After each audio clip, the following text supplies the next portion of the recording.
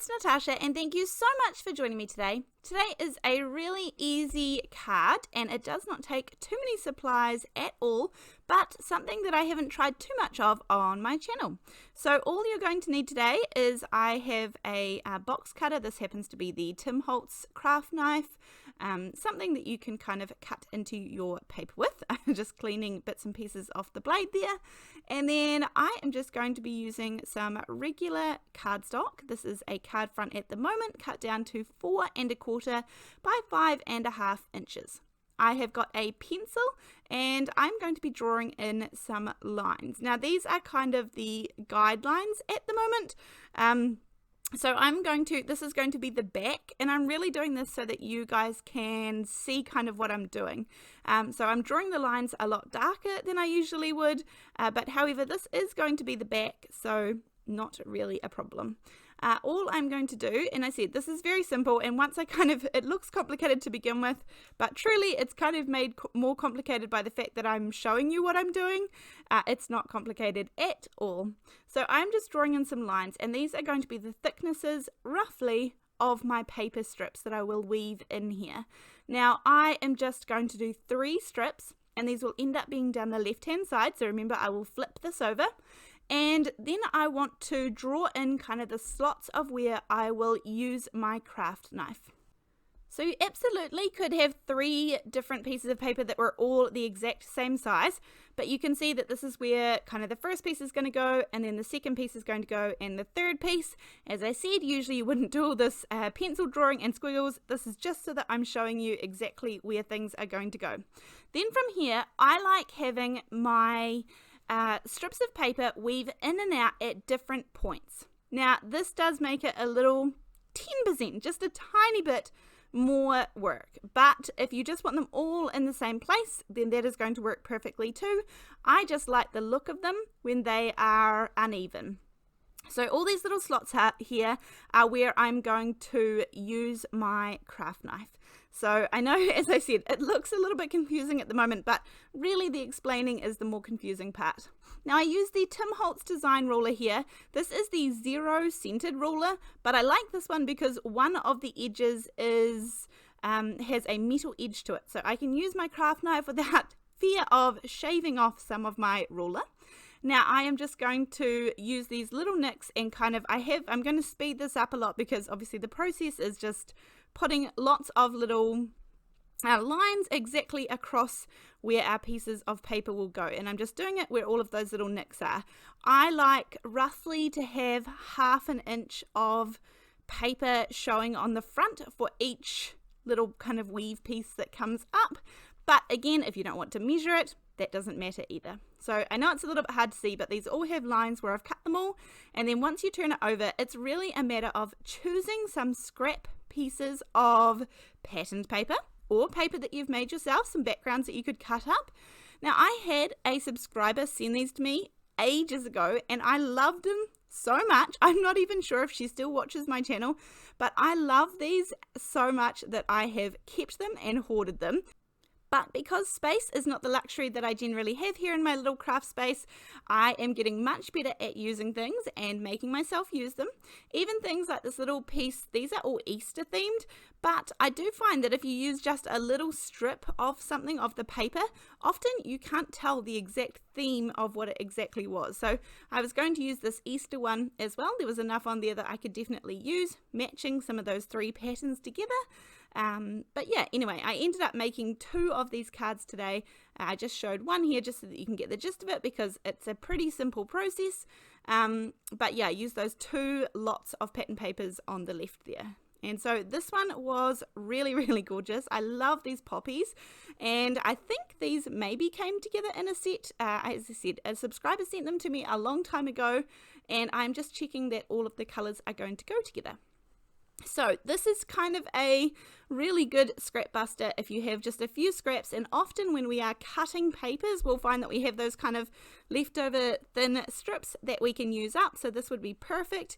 I'm obviously just cutting these off my 6x6 pieces today, but still good to use them up. And I also like the fact that there is enough left over that I can still use, do a normal full card size with the parts that I have left.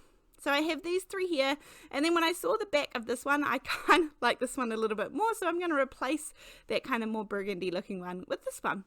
And now from here, this is honestly a very, very simple process. All you are going to do is take your piece of paper with the little slices and cuts in it, and I'm going to weave my strip of paper through all of these pieces. Now, I would suggest making sure that your cuts are really nice and clean and all the same width. Otherwise, you are going to run into kind of make it a little bit trickier. Sometimes I find a couple of tools that help me out here are a pair of reverse tweezers, and I also find that even just like a craft pick or a nice the craft knife that you use, is going to kind of help you able to pull these things back and forward. If you have an extra long piece of paper that's longer than you need it, I often find adding a little bit of like sellotape or tape to the end of it to make it a little bit stronger so that you can kind of weave it through is going to be excellent. Otherwise, I didn't have that luxury today and I coped just fine. One little trick that I do like doing is I like putting a little piece of foam tape under each little raised portion, and this just gives it, I guess, even more of a woven look. Now you can either pop them in afterwards, or you can do what I'm going to do on this one, and I just cut up these tiny little pieces of this foam tape and I pop them on each little piece that will be kind of above ground, so to speak. So I just pop them ready to go, and then once I start weaving the paper through, I take off the release paper, and this just gives it a little bit of height, a little bit of dimension. It makes it so that you can easily see that the paper is literally woven through your card front, and I just like that extra little bit of dimension. So this one here, I'm just going to do the very last one. I chose to do 3 different widths, although the 2 outside ones, are quite similar, but the very right hand one here is the thickest of all. And I just weave them back and forward until they're done. I like the look of 3 strips. You could put them a little bit closer together as well. It's up to you. This is almost one of those kind of card fronts that if you made a few of the backgrounds, you pop the little slices in each one, that you could sit and watch a movie or some TV and kind of do this mindlessly in front of it as well, and then carry on with the rest of your cards later on if you wanted to more kind of bulk create these. But I find that finishing these off pretty simple is going to be the way to go for me. Now with this one, I forgot to pop the little piece of foam tape, so all I do is I just kind of wiggle the little piece up. Of course, there's nothing holding it down at the moment, but of course this foam tape will be what holds everything in place. And then I just pull the next one up, and then that pulls the previous one down nice and tight. So that way you can do it either before you've threaded the paper through or after, it doesn't really matter. So as I said, I can't try and keep this really simple, and I like the finished look. From the front it looks gorgeous, and I like the papers. I'm going to trim this down just a little bit, and then I am going to do a little bit of kind of color matching. Now obviously I don't have the matching colors for these pieces of paper, but I think when you go through things, and I think if you don't look too closely, we can make it match pretty good.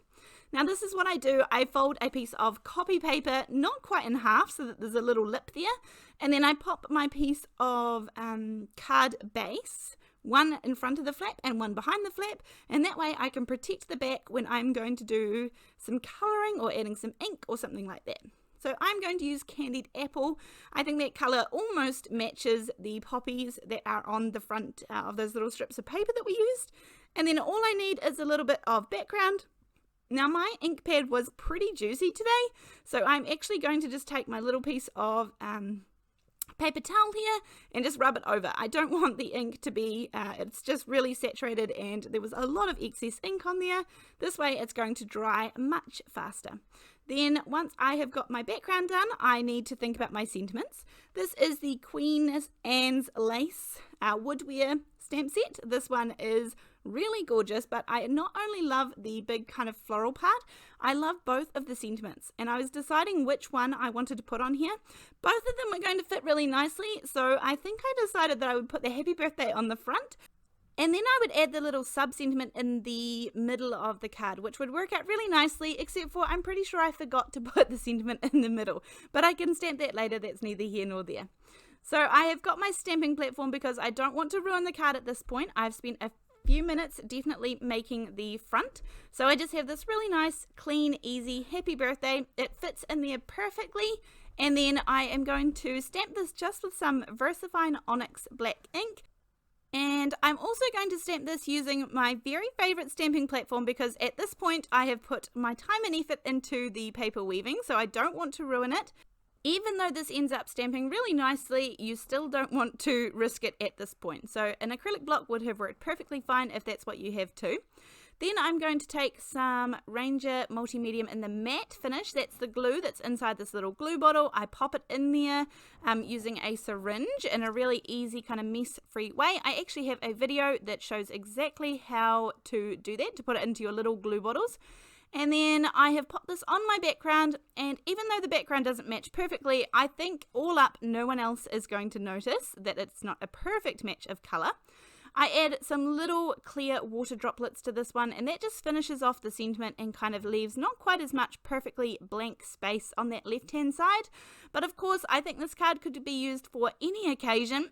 You could pop any sentiment on here, and of course it is great to use up any of your paper scraps or your background scraps that you have as well, but otherwise just using up your pattern paper is also a bonus as well. So I have my little wax pencil here. That's what I use. This is just a cheap and cheerful wax pencil. I think it's meant for nail art, picking up all of the little gems and things, but of course works perfectly. And if the wax gets not quite as sticky, then I just pop it in a pencil sharpener, and then there is new wax ready to go. So I just play around with the placement just a tiny little bit, and then I use the same matte medium to pop these on, and this will dry nice and clear underneath, but just as the last couple of finishing touches to my woven paper card. I have had one of my little helpers by my side this entire voiceover, and he's done extremely well in keeping quiet. So the last word is his today. Although if you need any links to the supplies, they are always down below the video if you'd like to check them out. But other than that, I will see you in the next video. Thanks for watching.